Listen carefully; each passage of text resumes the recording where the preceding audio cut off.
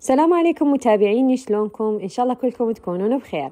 اليوم الوصفة مالتنا راح نسوي كعك العسل أو بسكت العسل. طبعا البارحة صارت 500 ألف متابع، فأنا ودا أزين الكعك جت ببالي سويت رقم 500، فتعالوا نسويه أنا وياكم.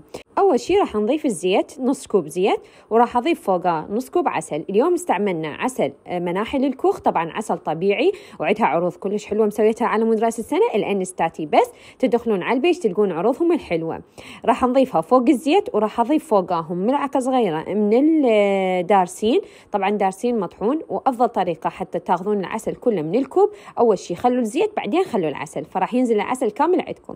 راح أخلطهم كل زين. هنا الطحين عندنا كوبين، راح أضيف فوقاهم خاشوقة بيكنج باودر، وراح نضيف العسل والزيت مالتنا، ونلم العجينة بهذا الشكل، مو نعجنها، نلمها بهذا الشكل.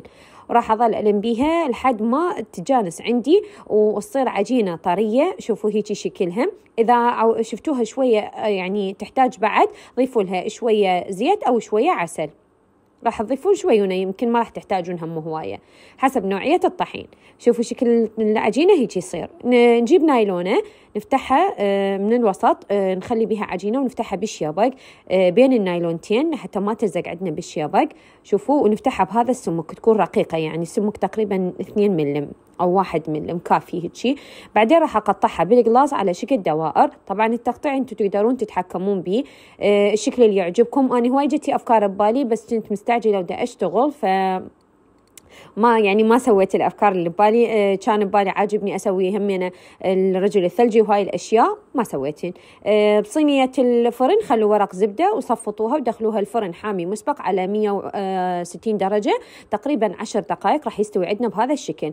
أما بالنسبة للتزيين فأنا استعمل الشوكولاتة بيضة والوردية والأسود، وحشيتها نوتيلا، ممكن تحشوها كراميل أو فراولة حسب اللي يعجبكم، أي نوع صلصة يعجبكم وتحشونها.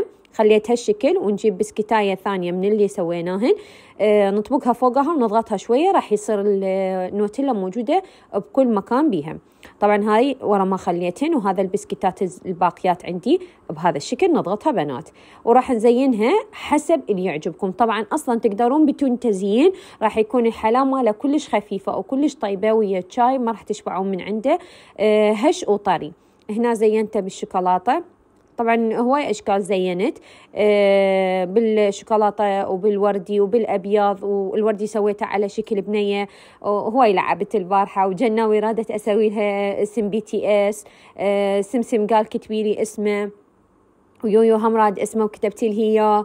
يعني هواية أشكال سويت، وهمي أنا ورا ما سويناها بهاي الشكل بقى عندي شوكولاتة بيضة. زينت الأبيض وسويت هيك عليها خطوط، هنا كتبت الحرف مالتي، وكتبت حرف جناوي وأبو جناوي، هنا حرف أبو جنة.